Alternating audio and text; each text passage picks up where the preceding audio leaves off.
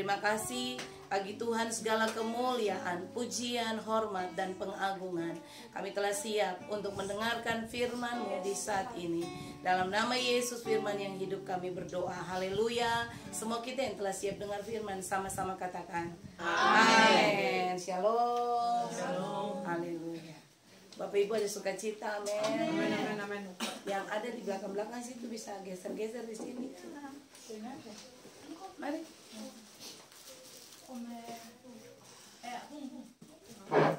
Bung, mari sini juga. Jangan tapele, soalnya ini mesti dapat dia wajah, dapat lihat muka. Mari. Sini ada kosong. Mes maju. Bung, dia bapaknya jadi maju depan. Mari sini. Jangan di belakang. Iya. Bapaknya di sana, masih kosong. Di sana majalah.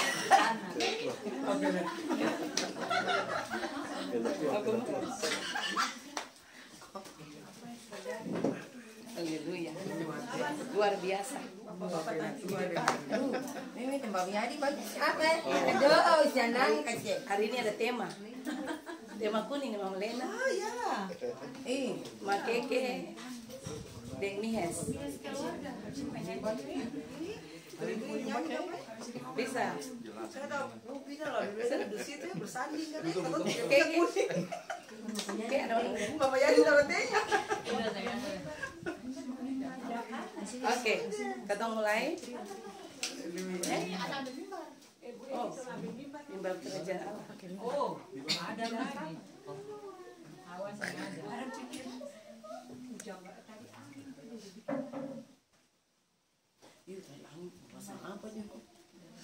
Iya, itu tandanya siap-siap. Kita mau terangkat ke surga. Amin.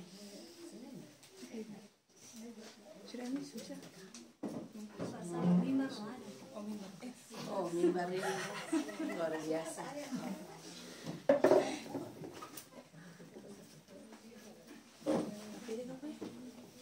Ya, pas. Oke. Ya, Bapak Ibu semua yang diberkati oleh Tuhan, mari kita akan sama-sama mendengarkan firman Tuhan yang terambil di dalam Alkitab Perjanjian Lama. Bapak Ibu boleh buka sama-sama dalam Alkitab Perjanjian Lama, Kitab Amsal, pasalnya, Kitab Amsal pasalnya yang ke-19, ayatnya yang ketiga. Amsal pasal yang ke-19, ayat yang ketiga.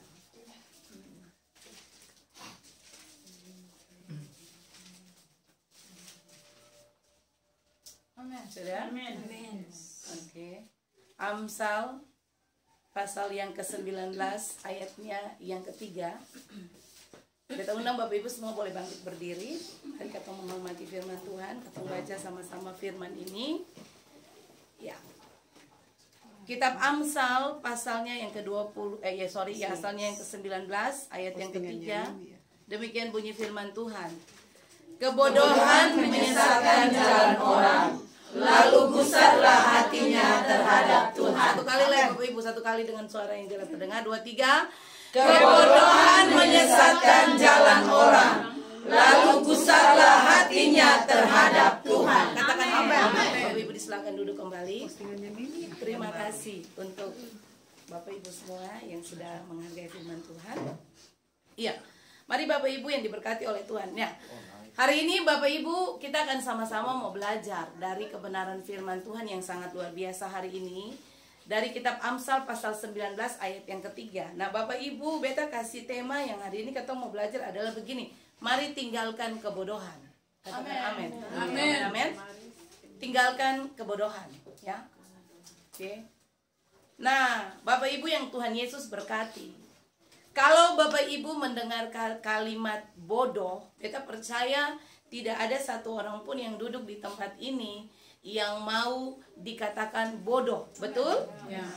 Bapak Ibu dan beta tidak pernah mau dibilang bodoh. Kalau Bapak Ibu dikata-katain orang bodoh saja, pasti Bapak Ibu marah ya. Tapi Bapak Ibu lihat Amsal pasal yang ke-19 ayat 3, firman Tuhan datang hari ini buat Bapak Ibu dan beta seperti begini. Kebodohan itu menyesatkan jalan orang. Amin. Nah, Bapak Ibu lihat, kebodohan yang Alkitab pakai di dalam kitab Amsal pasal 19 ayat 3 ini, konteksnya tidak bicara tentang begini Bapak Ibu, sesuatu yang berhubungan dengan Bapak Ibu punya akademik gitu. Jadi kebodohan di sini bukan Bapak Ibu orang yang tanda kutip buta huruf atau tidak sekolah, tidak tahu apa-apa. Tapi Alkitab lagi menyoroti begini, Bapak Ibu dan Beta, ada hal-hal penting yang ketong harus selesaikan di area ini supaya Bapak Ibu dan Beta tidak dikategorikan orang yang bodoh. Bodoh di situ orang yang bodoh hidup, maksudnya begitu, ya. Jadi Alkitab tidak pernah menyinggung tentang akademik, tentang Bapak Ibu punya pangkat S1, S2, S3, S lilin dan sebagainya, gitu ya. Tapi Alkitab lagi mengajar, memberitahukan yang harus Bapak Ibu dan Beta hindari tentang kebodohan adalah tidak Bapak Ibu dan Beta harus belajar pintar hidup. Amin. Iya. Nah, kita mau belajar. Nah, mari lihat sama-sama Bapak Ibu yang diberkati Tuhan. Kata kebodohan yang Bapak Ibu dapati di dalam firman tadi itu sebenarnya kalau Bapak Ibu cermati baik-baik, kata itu diambil dari kata Ibrani begini Bapak Ibu, Ifelt, Ifelt, ya,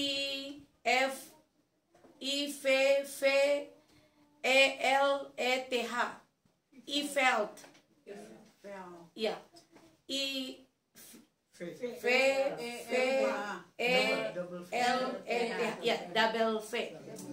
Oke, Ifelt. Pakai H belakang, TH belakang ya. Oke, bisa? Jadi gini Bapak Ibu, kata Ifelt itu punya pengertian begini Bapak Ibu, tindakan membenci nasihat. Oke. Waktu Amsal pasal 19 Tuhan kasih tahu Bapak Ibu dan Beta begini, kebodohan itu menyesatkan jalan orang. Bapak Ibu, kalau Bapak Ibu dan Beta jadi orang yang Ifelt, orang yang membenci nasihat, Bapak Ibu dikategorikan orang bodoh. Amin. Jadi Ifelt punya arti membenci, tindakan membenci nasihat. Ya. Yang berikut gini, pengertian Ifelt berikut begini Bapak Ibu. Waktu ketahuan salah, begitu ya Bapak Ibu, tidak pernah mengakui kesalahan itu, malah membantah, mengejek orang yang memberi nasihat. Amin. Tidak pernah mengakui kesalahan, lalu Bapak Ibu membantah kesalahan itu, malahan begini, mengejek orang yang memberi nasihat, yang kasih tahu dia tentang kesalahan itu. Amin, amin, amin. Ya. Itu Ifelt punya pengertian, kebodohan punya pengertian seperti itu Bapak Ibu. Lalu berikut gini Bapak Ibu, suka bertengkar. Alkitab kasih masuk tipe-tipe ini bodoh. Sekali lagi, Beta lagi bicara dalam versi firman Tuhan, bukan bodoh secara akademik, begitu Bapak Ibu ya? Ya.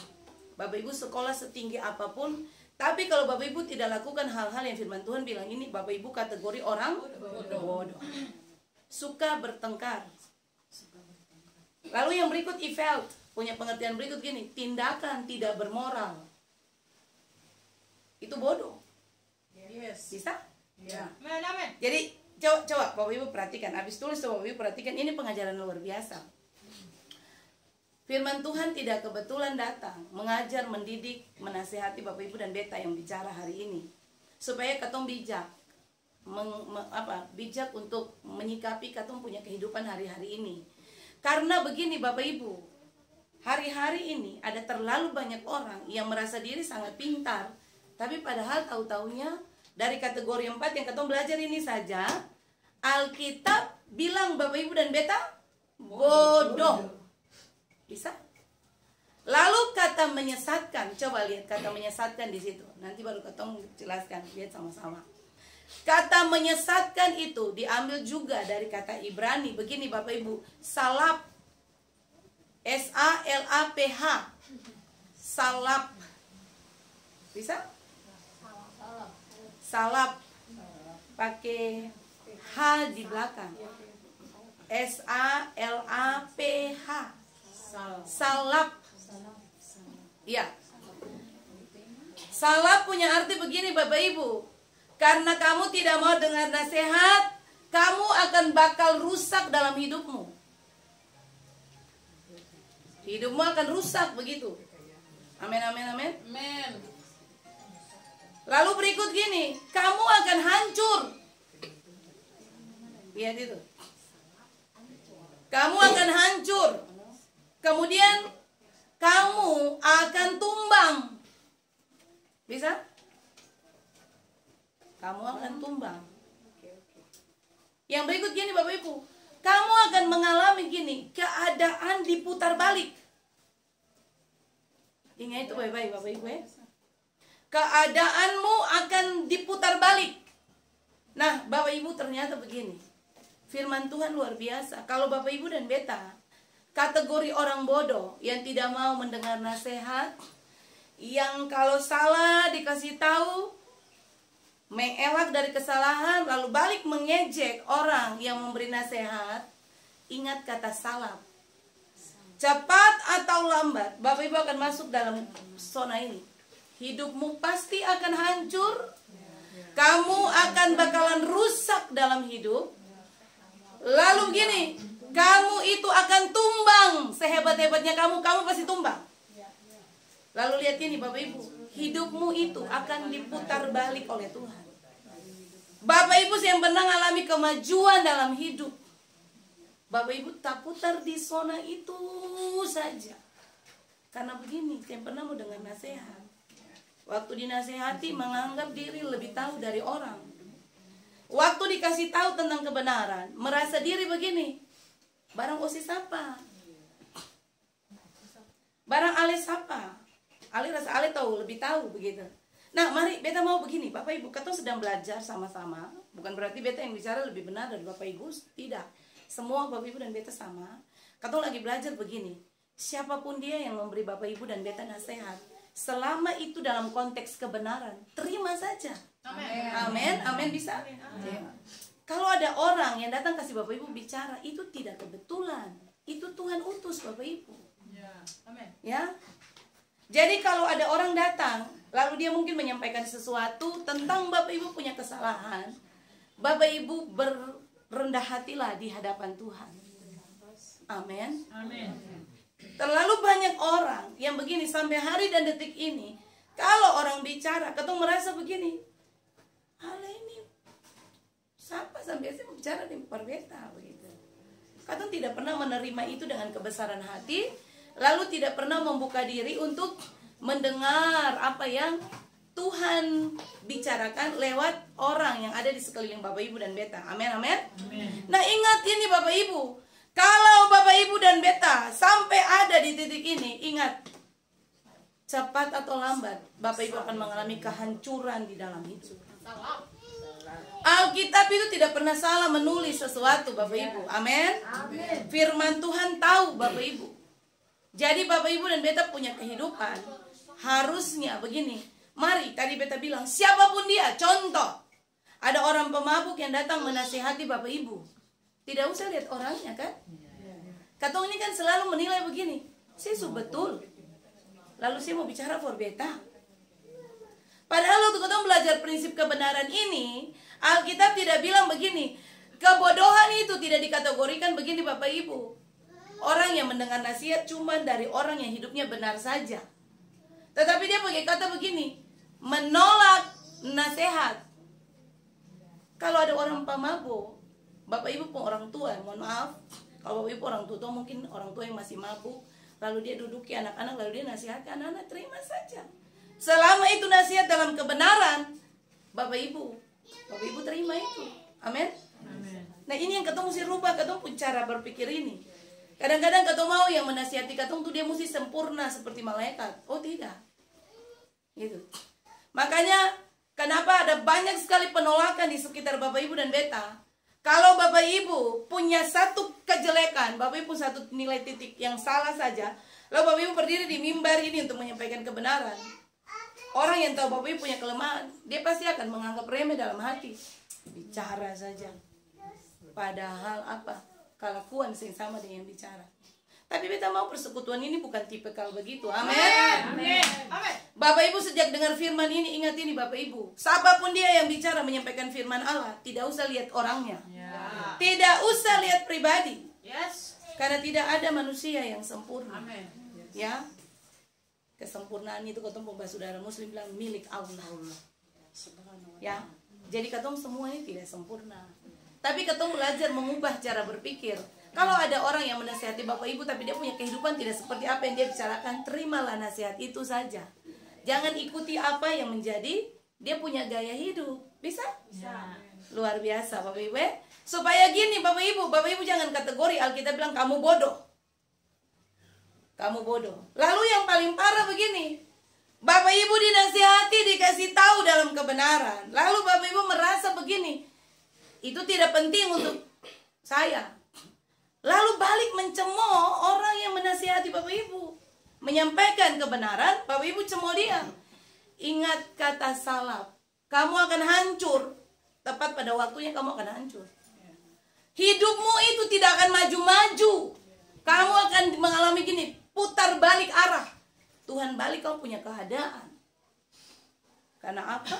Meremehkan apa yang menjadi nasihat Tuhan lewat firman Allah, lewat kebenaran. Bisa? Amin Bapak Ibu? Amin. Nah ini yang kata mau belajar. Nah mari kita lihat sama-sama Bapak Ibu. Supaya Bapak Ibu dan beta tidak dikategorikan orang bodoh.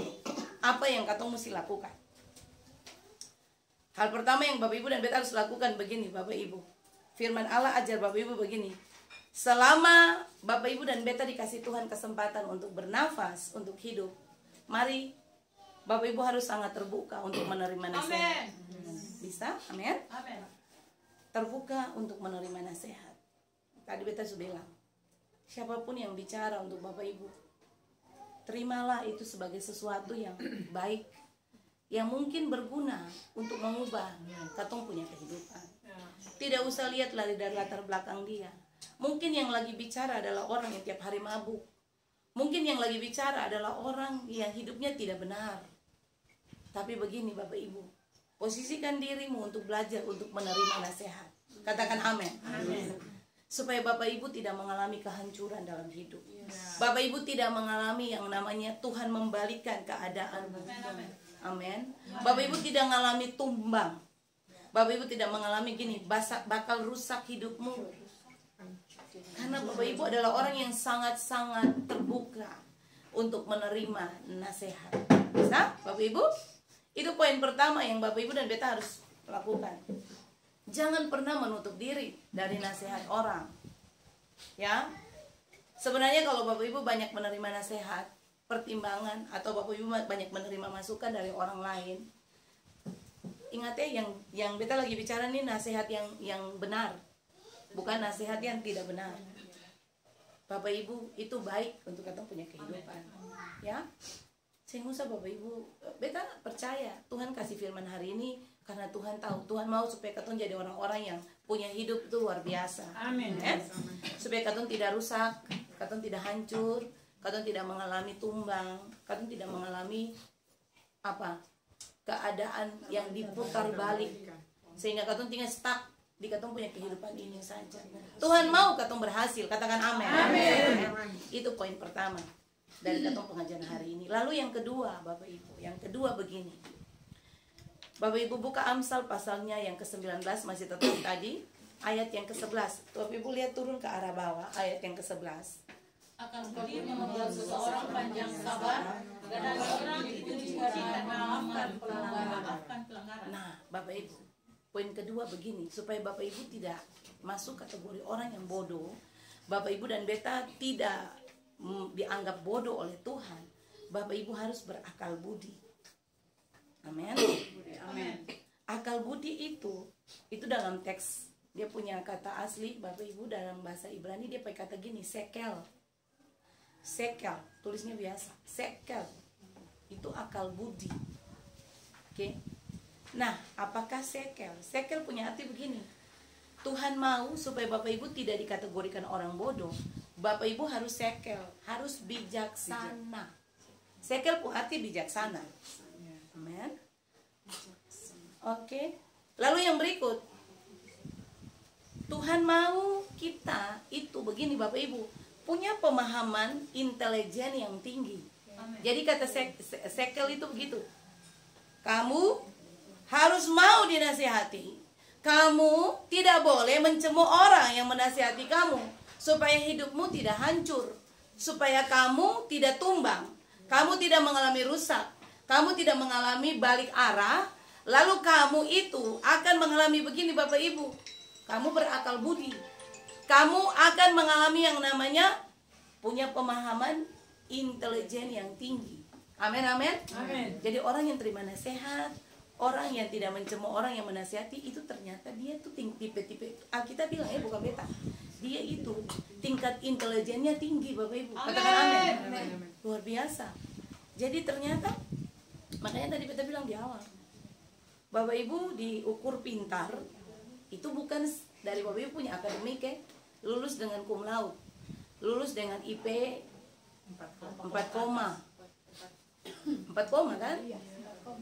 Bapak Ibu orang yang berprestasi, Bapak Ibu punya segudang prestasi. Bapak Ibu Alkitab tidak perhitungkan itu sama sekali. Beta dulu pikir-pikir kenapa sampai Tuhan tidak pernah perhitungkan itu. Karena Bapak Ibu ingat firman ini, Alkitab bilang apa? Hikmat dunia itu kebodohan bagi Allah. Amin. Jadi ternyata kalau Bapak Ibu mau dianggap Tuhan, Bapak Ibu pintar, terima nasihat. Amin. Tuhan tidak penting dengan Bapak Ibu punya gelar dan bergelar-gelar gitu. Tuhan tidak penting dengan Bapak Ibu punya strata kedudukan, jabatan. Tuhan lagi cari orang-orang yang rendah hati. Orang yang ketika dinasihati dia merasa Tuhan terima kasih. Tuhan utus orang itu untuk datang bicara buat beta. Orang tidak tersinggung waktu ketemu menasihati, betul ke saya? Kadang-kadang kan ketemu ini sombong kan? Kalau ada orang yang ketemu merasa dia yang layak untuk bicara, lalu waktu dia bicara ketemu merasa begini, ini siapa ini? Begitu. Bapak Ibu sedang membangun gaya hidup sombong sebenarnya. Cuma ketemu sendiri yang sadar. Jadi Tuhan lagi ajar Bapak Ibu begini, supaya Bapak Ibu dan beta tidak masuk kategori orang bodoh. Berakal budilah, bijaksana menerima nasihat. Amin. Punya pemahaman intelijen yang tinggi. Waktu dinasehati, Bapak Ibu masuk dalam pemahaman itu. Oh ya, sekalipun Bapak Ibu sudah punya banyak gelar, Bapak Ibu sudah punya jabatan yang tinggi, tapi kalau ada anak kecil yang bicara, itu Tuhan pakai dia. Betul sih? Tiba-tiba Bapak Ibu naik beca, abang beca, tra-tra, Bapak Ibu tiba-tiba dia bicara, ibu tapi memang Tuhan luar biasa, ibu bla bla bla, dan Bapak Ibu merasa di situ ada tingkat nasihatnya, itu Tuhan pakai dia. Nah itu yang kita mesti belajar bersama. Amin. Itu yang Sekel bilang, berakal budi, punya pemahaman tingkat intelijen yang tinggi. Lalu begini Bapak Ibu, Sekel punya arti yang berikut begini, orang yang menerima nasihat itu orang yang berhasil. Amin. Jadi mau berhasil dalam hidup, terimalah nasihat. Mau berhasil dalam hidup, jangan cemooh orang yang kasih nasihat. Amin. Hati-hati. Begitu. Jadi ingat Bapak Ibu apa yang ketong belajar hari ini. Nah beta merasa 3 poin yang ketong belajar ini. Bijaksana, kata Sekel, bijaksana, punya pemahaman intelijen yang tinggi. Lalu orang yang berhasil. Ini yang Alkitab rangkum dalam satu kata, orang berakal budi. Amin. Jadi kalau Bapak Ibu bilang, Allah itu mesti berakal budi. Di dalam akal budi itu ada 3 ini. Bijaksana, punya tingkat intelijen, pikiran yang tinggi, dan orang yang berhasil. Jadi ternyata kategori berhasil tidak diukur dari kekayaanmu yang banyak. Berhasil dan tidaknya seseorang tidak diukur dari jabatan yang tinggi. Oke? Tapi begini, dia itu Sekel.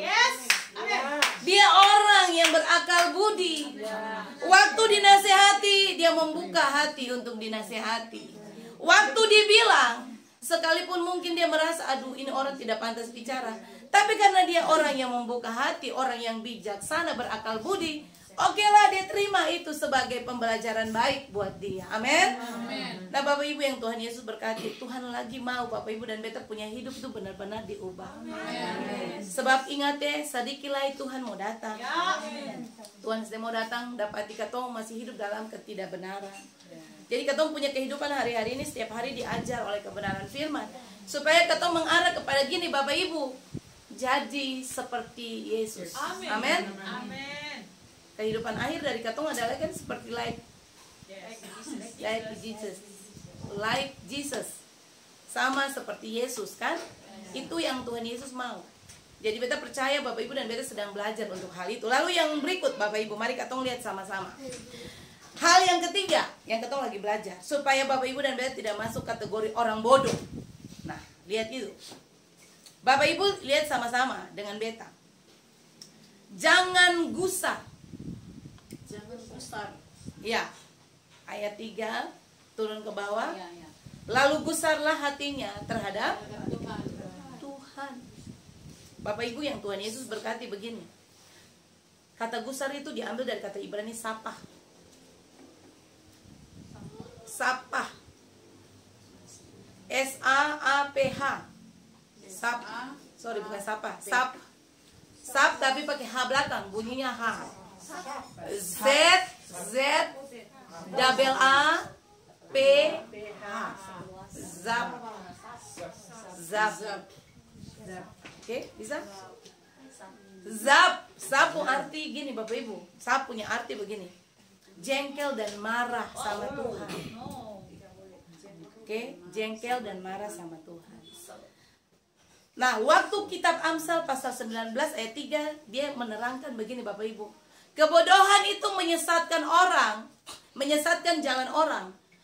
Lalu gusarlah hatinya terhadap Tuhan. Alkitab lagi kasih tahu begini Bapak Ibu. Karena kamu itu tidak mau dinasihati, kamu menolak dinasihati. Karena kamu itu waktu dinasihati, kamu salah, kamu malah mengelak. Lalu kamu mencemooh orang yang menasihati kamu. Kamu siap-siap saja tunggu waktu. Kamu punya hidup akan hancur. Kamu punya hidup akan bakalan rusak di dalam. Kamu punya hidup akan bakalan begini Bapak Ibu.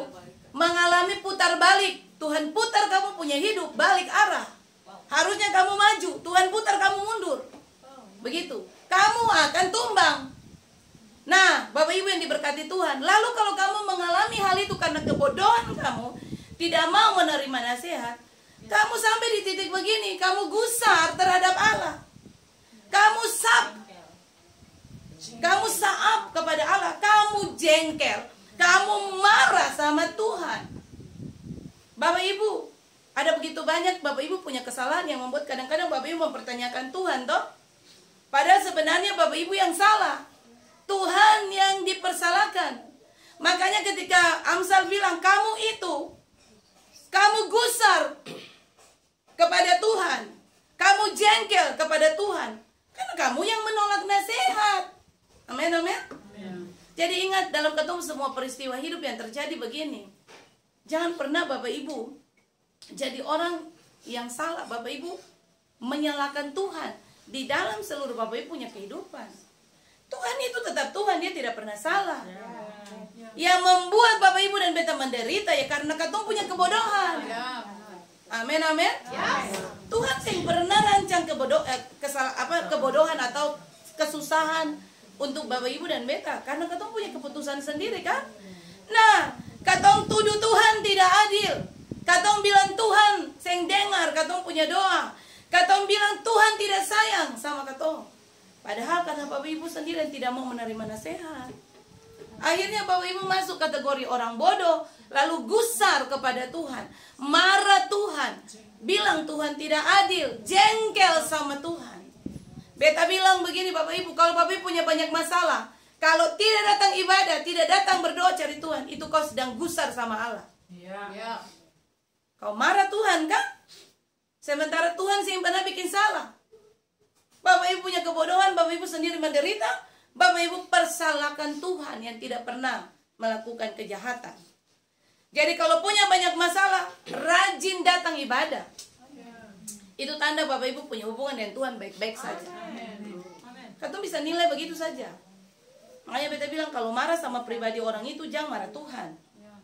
Kalau saya suka dengan orang itu di dalam persekutuan atau di dalam gereja atau di dalam satu komunitas, jangan angkat kaki dari persekutuan itu, jangan angkat kaki dari komunitas itu. Itu menandakan Bapak Ibu dan beta sedang marah Tuhan. Begitu. Bolehlah bermasalah dengan orang. Apalagi bermasalah nih orang yang mau pimpin ibadah, dia tak mau datang dengar. Datang ibadah dengan orang begitu bicara, kelakuan model begitu, beta mau datang lihat dia dalam muka juga saya mau. Salah Bapak Ibu. Kau tidak marah orang yang kau tidak suka dia pimpin ibadah. Kau sedang marah Tuhan Allah. Kau sedang sab.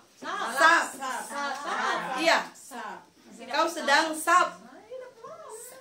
Kau sedang gusar sama Allah. Ayat ini bilang, lalu gusarlah hatinya terhadap Tuhan. Kau sendiri yang bodoh, kau marah Tuhan. Kau dinasihati lewat kebenaran firman, kau marah. Lalu kau tidak datang ibadah. Kau lagi gusar sama Tuhan yang punya firman. Seperti itu kan? Nah, beta mau Bapak Ibu dan beta mesti dewasa. Kalau Tuhan izinkan ada gesekan dalam katong punya komunitas, dalam katong pun bergereja, dalam membangun katong punya hubungan dengan orang lain, Bapak Ibu saya boleh pikas tinggal Tuhan. Men, itu tanda orang dewasa. Mari tepuk tangan dulu. Orang-orang yang luar biasa bagi Tuhan. Amin. Jangan pernah Bapak Ibu tinggalkan. Jangan jengkel Tuhan, jangan emosi, jangan marah Tuhan. Amin. Nah ingat waktu Bapak Ibu menolak nasihat, Bapak Ibu jengkel Tuhan. Sebenarnya hal ini Bapak Ibu dan beta sedang merusak katong jalan hidup sendiri. Oke? Tadi di atas dia bilang kebodohan itu menyesatkan jalan orang. Kalau Bapak Ibu gusar sama Tuhan, Bapak Ibu yang datang cari Tuhan, beta jamin gini, Bapak Ibu, mohon maaf, beta sedikit mungkin harus bicara ini. Ada orang-orang yang punya pemahaman begini. Beta yang datang ibadah karena beta yang suka dia, lebih baik beta di rumah, beta tahu jaga hati. Daripada beta lihat orang itu tuh menjengkelkan. Justru Ale ada simpan amarah di hati, Ale sih bisa jaga hati. Ale di rumah, tapi Ale menyimpan dendam. Kecuali Ale suka kasih pemberesan, selesai dengan orang itu. Tapi Ale menyimpan sesuatu, lalu Ale punya pemahaman, di rumah saja. Beta daripada bersentuhan dengan orang-orang itu sangat menjengkelkan, bikin berdosa tambah banyak. Siapa bilang? Lebih berdosa lagi.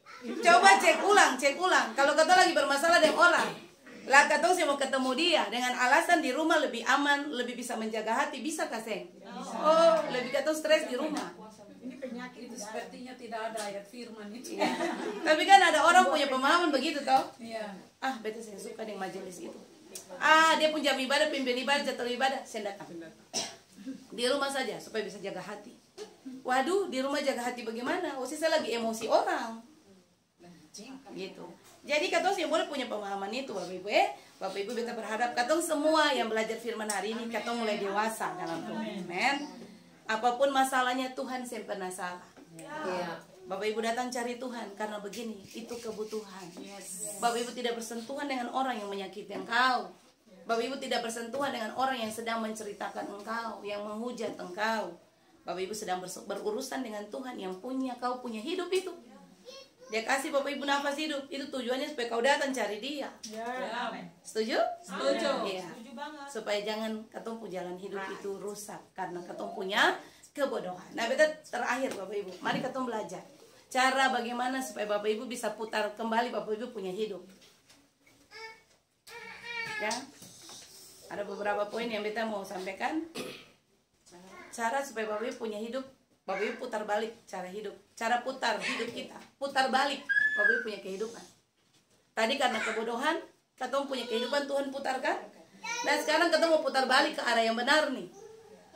Caranya seperti apa? Nah mari ketemu belajar. Bapak Ibu, hal pertama begini. Kasih tinggal kebodohan. Maksudnya kasih tinggal sikap yang saya mau dengar nasihat itu.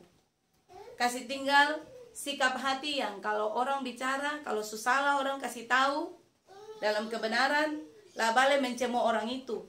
Kasih tinggal gaya sikap itu. Amin. Tinggalkan sikap tinggalkan kebodohan.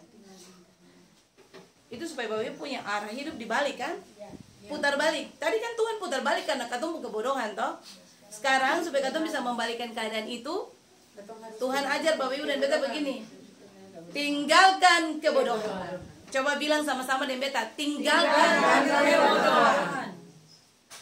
Tinggalkan cara hidupmu tidak mau mendengar nasihat. Ya kan? Kebodohan kan sing mendengar nasihat toh. Tinggalkan cara hidupmu. Kalau dinasihati, kalau salah dibilang, kau balik cemu orang yang menasihati kau. Tinggalkan itu. Bisa Bapak Ibu? Lalu yang kedua, kejarlah akal budi. Kejarlah pemahaman yang benar tentang Tuhan. Itu kejar akal budi itu bermaksud begitu. Kejar pemahaman intelijen tinggi tadi untuk memahami tentang Tuhan. Oh, kalau orang datang memberi nasihat, berarti itu tanda Tuhan sedang mengasihi beta. Tuhan lagi pakai orang itu untuk apa? Membuat beta punya keadaan. Ketika beta membuka hati menerima nasihat, beta punya keadaan diputar balik oleh Tuhan. Nah, ini berakal budi. Kejar akal budi Bapak Ibu, amin. Yang ketiga begini, jangan pernah mengejek orang yang memberi nasihat kepada engkau. Gitu ya. Apalagi dia seorang hamba Tuhan yang melayani pekerjaan Tuhan. Yang mengejek, jangan mengejek orang yang memberi nasihat. Amin. Gini Bapak Ibu, kata mengejek di situ, itu dia punya pemahaman begini. Waktu orang menasihati, jangan anggap dia rendah. Usia apa? Itu kan ketemu sikap hati menganggap orang rendah kan?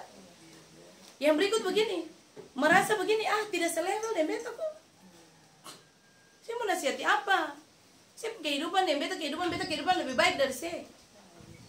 Kata merasa katong tidak selevel dengan orang yang menasihati katong. Katong kan cenderung begitu toh. Kadang-kadang orang di atas katong yang menasihati baru katong mau dengar. Orang yang punya jabatan, orang yang menurut katong dia punya reputasi baik, dalam katong punya kacamata yang katong lihat, itu waktu nasihati oke katong dengar. Tapi selama orang itu ada di bawah katong, waktu dia nasihati katong menganggap tidak selevel. Saya tidak selevel dengan beta. Amin. Nah, ini yang katong harus hindari Bapak Ibu. Jangan mengejek. Itu kata mengejek arti kayak gitu. Pertama, jangan remehkan orang yang memberi nasihat. Jangan merasa tidak selevel dengan orang yang kasih nasihat untuk Bapak Ibu dan beta. Jangan merasa diri begini, kamu siapa? Kamu itu punya kapasitas apa? Begitu. Bisa Bapak Ibu? Ya. Beta percaya ketika Bapak Ibu dengar firman hari ini begini. Bapak Ibu dan beta pulang katong merenung kembali. Bahwa sangat penting bagi Bapak Ibu dan beta untuk begini.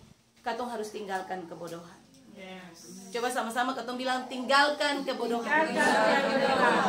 Kejar akal budi. Kejar akal budi. Jangan mengejek orang yang menasihati. Jangan mengejek orang yang menasihati. Bisa? 3 poin ini katong bisa? Amin. Amin.